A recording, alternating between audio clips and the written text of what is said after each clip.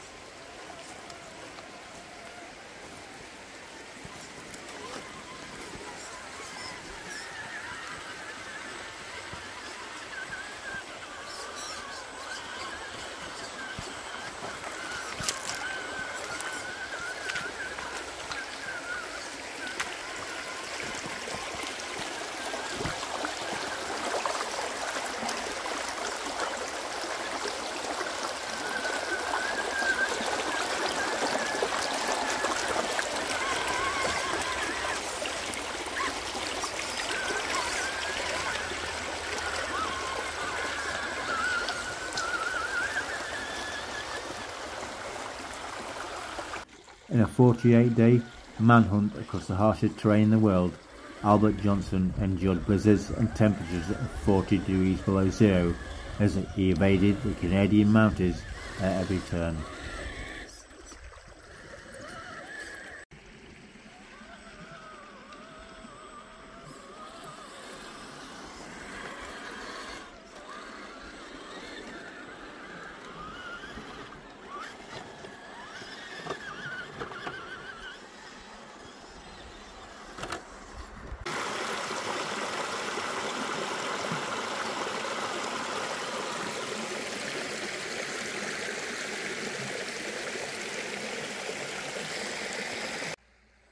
A loner working a string of traps in the far reaches of Canada's Northwest Territories, Johnson lived a quiet life.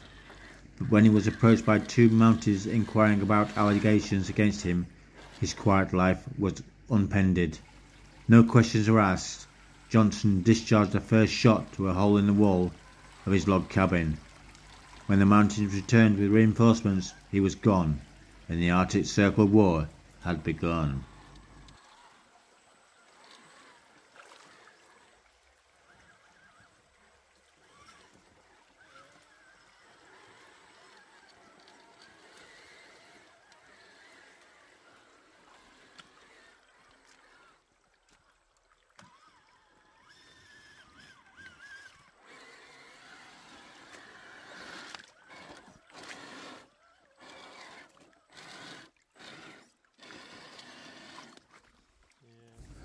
On Johnson's heels were a corps of Mounties and a regular posse on dog sleds. Johnson, on snowshoes, seemed subhuman in his ability to evade capture. The chase stretched for hundreds of miles, and during a blizzard crossed the Richardson Mountains, the northernmost extension of the Rockies. No one was sure if the mad trapper of Rat River would ever be caught. The temperature was 36 below and a blizzard was raging when the four trackers set out directly across the hills to apprehend Johnson. They arrived at the canyon unnoticed by the trapper. 15 yards were between him and Johnson. He could see them. Come quietly, he was hemmed in against a steep cliff, and they started shooting at the ridge of the creek bed. However, one of the then slipped, making enough noise for Johnson to come alert and rack a shell into the breech of his rifle.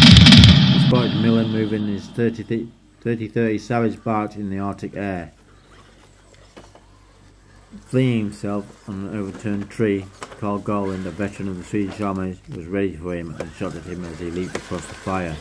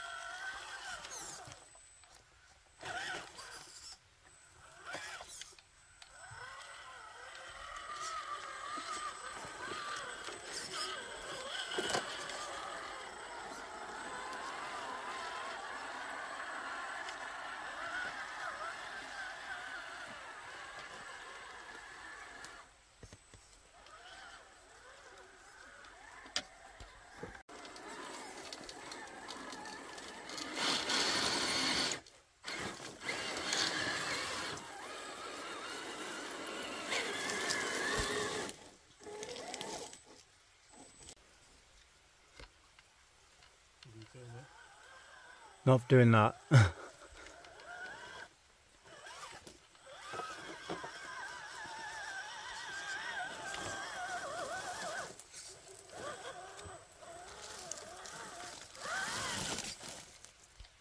The trapper snapped a shot off. The noise of his high-powered rifle echoed loudly through the canyon in the depressing cold. Millen fired again, and the trapper returning two shots so quickly that the rifle blast seemed to come as one quick burst. Millen fired again, with the trapper returning two shots so quickly that the rifle blast seemed to come out as one quick burst. Millen fell face down into the snow. His rifle falling beside him, he did not move.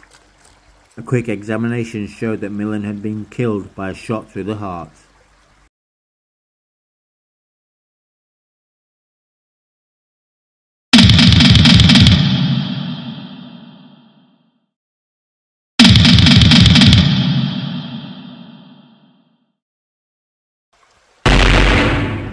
bloody exchange of gunfight.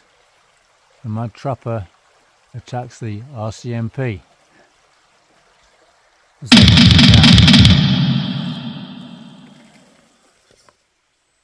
The manhunt now reached over the entire breadth of the Northland. Orders went out from Edmonton for patrols to leave Whitehorse, Yukon Territories, and head northeast to Ross River to meet a patrol sent out from Fort Norman.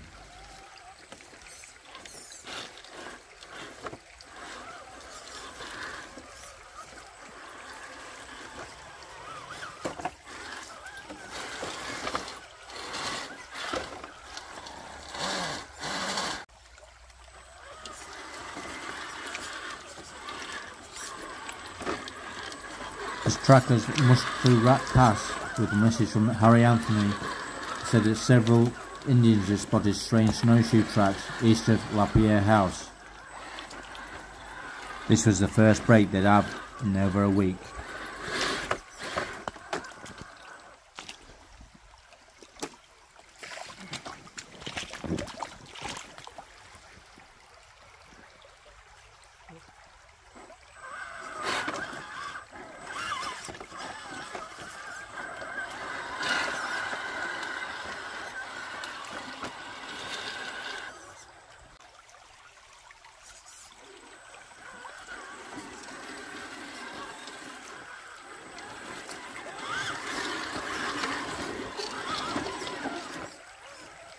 Sergeant May ferried supplies and constantly looked for Johnson's trail from the air. He picked up Sergeant Riddle. In the space of a few hours they were able to trace Johnson's trail up the Barrier River, thus leaving the men on foot much time and energy, following blind leads. Had been living off the land for 30 days. He escaped during a blizzard, and several more blizzards had swept the area since that time. The temperature rested between 30 and 45 degrees below zero during much of the time Johnson was pursued. Yet he was still at large.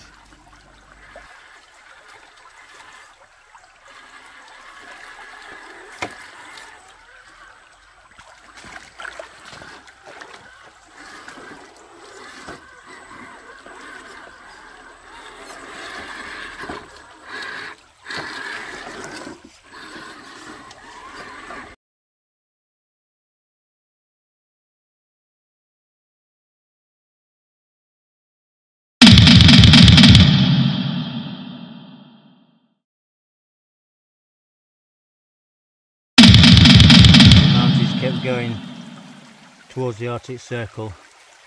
It was after their man. After two horrific shootouts where two men got killed, it was in hot pursuit of the Mad Trapper.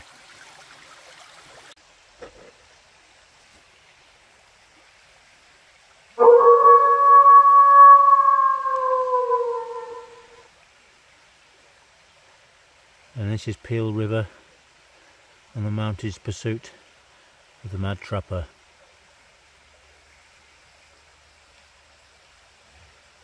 February 9th had seen a blizzard rip through the Rat River and Barrier River watersheds. The blizzard swept the entire Mackenzie Delta. The Mad Trapper chose to bolt across the high ridges of the Richard Mountain in his bid for freedom. Local Indians said the trapper would never try to go straight across the mountains in winter. The white trappers and veterans of the North Country agreed with them. No man could cross those mountains after being chased for 30 days and wind chill factors reaching 100 below zero. Yet on February 12th, the message that Johnson was on the other side of the Richardson Peaks and still going strong to his day. No one knows how he managed to achieve which seasoned mountaineers with the best of food and equipment would have hesitated to attempt. It was a prodigious feat of endurance, and only underlined that Sergeant later said of the man Johnson had tremendous. As the Mounties were camped out at Peel River, the Mad Trapper decided to ambush them in another gunfight.